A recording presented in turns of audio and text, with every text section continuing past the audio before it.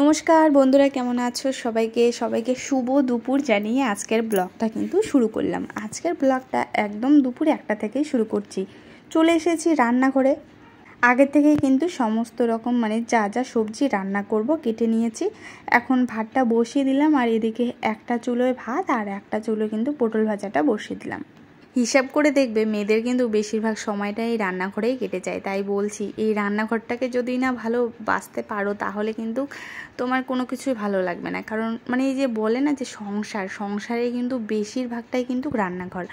এই ধরো কে কী খাবে, কখন খাবে, কে কোন তরকারিতে কতটা ঝাল খায়, কোন তরকারিতে কার পেঁয়াজ অপছন্দ, কার রসুন অপছন্দ, এরকম এই সমস্ত কিছু মনে রেখে রান্না করা সকাল দুপুর রাত্রে। তো বেশিরভাগ সময়টাই কিন্তু রান্নাঘরে কেটে যায়। সে তুমি যতই এখন জব করো, তোমাকে কিন্তু রান্নাটা করতেই লাগবে। তো রান্নাঘরটাকে আমাদের সবার আগে ভালোবাসতে লাগবে, বিশেষ করে রান্না করাটাকে। কিন্তু যতই যাই বলো বন্ধুরা, প্রত্যেক দিন একটা কাজ একঘেয়েমি একদমই ভালো লাগে না। আমি তো আমার বরকে মাঝে মাঝে বলি যে প্রত্যেক দিন রান্না, একা একা রান্না একদম ভালো লাগে না। তখন ও আমাকে বলে, আচ্ছা ঠিক আছে, আজকে আমি রান্না করছি, তুমি আজকে আমার কাজে যাও। তখন আমি কি বলবো বলো? কারণ বলো তো কি, ওর আর আমার ব্যাপারটা এমন হয়েছে, না পারছি আমি ওর কাজে কোনো হেল্প করতে, না পারছে ও আমার কোনো কাজে হেল্প করতে। হ্যাঁ, এটা ঠিক, যখন যখন ও বাড়ি থাকে অবশ্যই আমাকে হেল্প করে। সবজি কেটে দেওয়া থেকে শুরু করে এমনকি একটু ভিডিও করে দেয়। এই টুকিটাকি হেল্প করে, না করা না। তো যাই হোক, দেখো আজকে পনির এনেছিল। তো প্রথমে পটল ভাতটা বসিয়ে দিয়েছি। তো এখানে এই যে পনিরটা কাটছি, এই পনির কাটতে না আমার খুব ভালো লাগে। কি বলবো, তোমরা যত পনির দাও, যদি কোনো বাড়িতে অনুষ্ঠান হয় আর যদি পনির আনা হয় তাহলে কিন্তু আমি সব কাজ বাদ দিয়ে আমি সবাইকে বলে রাখি যে আগে আমি পনিরটা কাটবো। এই পনিরটা কাটতে আমার ভালো লাগে। আর কাটার সাথে সাথে এক টুকরো কাঁচা পনির কিন্তু আমি খেয়ে নিই, কাঁচাই ভালো লাগে।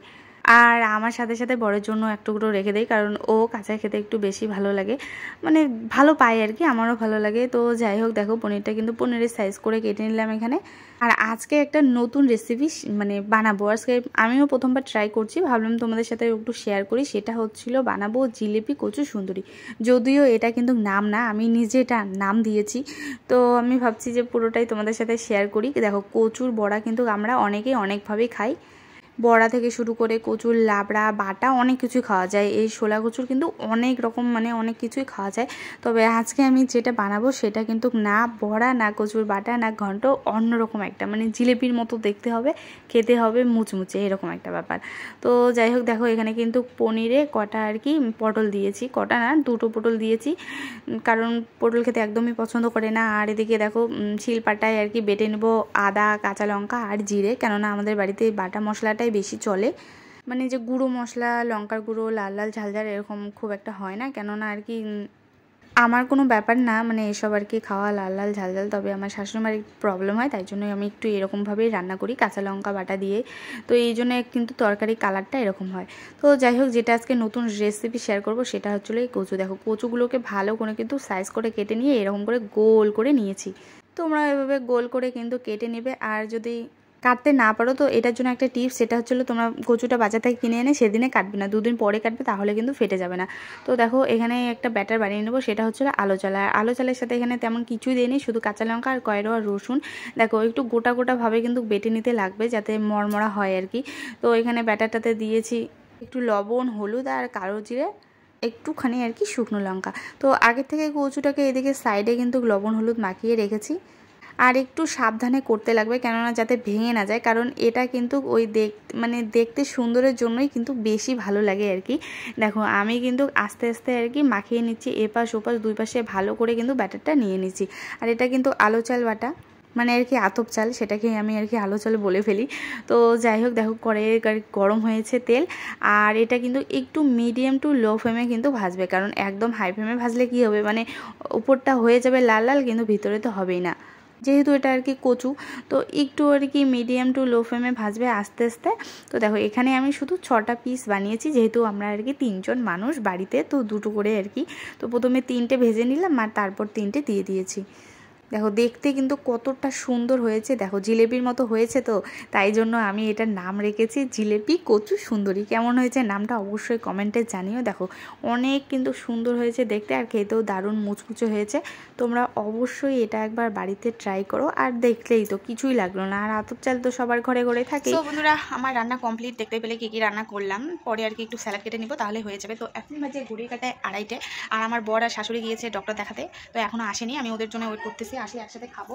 এদিকে দেখো বর আর কি খরচ করে এনেছে, এখানে খরচ ঠিক না মানে আছেই মোটামুটি সব কিছু। তো এই যে মুড়িটা শেষ হয়ে গিয়েছে, এনে যে মুড়ি এনেছে, আর এখানে আছে এই যে বাসন মাজার সাবান, শ্যাম্পু, ধূপকাঠি, এইসব আর কি টুকটাক একটু খরচ, এইটুকুই মোটামুটি সব কিছুই আর কি আনা আছে। এর আগের ব্লগে বলেছি না, মানে বাড়ির যে তিনটে লোকেরই অবস্থা খুব একটা ভালো না। এই হচ্ছিল সেদিন আমি ডক্টর দেখিয়ে আসলাম, আজকে শাশুড়ি গেল। তো এই করে চলছে আমার আর কি বরের আর কি জীবন, মানে বরের জীবনই বললাম, কারণ ওরই বেশি দৌড়াদৌড়ি করতে লাগে। এই যে খাওয়া দাওয়া, কী খাবো কী করবো, এই যে কাকে কখন কোথায় নিয়ে যাবে, কোন ডক্টর দেখাবে, সম্পূর্ণটাই কিন্তু ওর মাথার চাপ। তো ওরই ভীষণ প্রেশার যাচ্ছে। সত্যি বলতে কি এই শ্রাবণ মাসটা আমাদের খুবই খারাপ কাটলো, আমার পরিবারের আর কি। এমনি তো চারিদিকে সমস্ত কিছুই খারাপ ঘটতেছে এই বছরে, তো এই বছরে তো ঘটতেছেই, মানে চারিদিকে মোবাইল বিশেষ করে খুলে, মোবাইলের জন্য বিশেষ করে সব কিছুই দেখতে পাচ্ছি। মোবাইলটা খুললেই দেখছি চারিদিকে জল, বন্যা, দুর্ঘটনা, অ্যাক্সিডেন্ট, অনেক কিছুই। তো তার থেকেও মানে এই মাসটা আমাদের বাড়িরও পরিস্থিতি খুব একটা ভালো না। তো যাই হোক, দেখি কতক্ষণে আসে। ওরা এসেছে অনেকটাই লেটে, তাই খাওয়া দাওয়াটা শেয়ার করে উঠিনি, কারণ অনেক তাড়াহুড়ো করেছি। তো দেখো বিকেলবেলা জল আর কি জল দিয়ে দিয়েছিল, বললাম না চাল থেকে জল সবটাই কিনে খেতে হয় আমাদের। তো যাই হোক দেখো ঘরের বোতলেও জল শেষ হয়ে গিয়েছিল। খাওয়া দাওয়া কমপ্লিট করে বরমশাই তো চলে গিয়েছিল ডিউটিতে। তো আমি এখানে দেখো সন্ধ্যাবেলা আমার ঘরের জন্য 1 বোতল কিন্তু জল ভরিয়ে নিলাম। তো বন্ধুরা আজকে ব্লগটা এতটুকুই। কেমন লাগলো তোমাদের অবশ্যই কমেন্ট করে জানিও। দেখা হবে নতুন একটা ব্লগে, ততক্ষণে সবাই ভালো থেকো।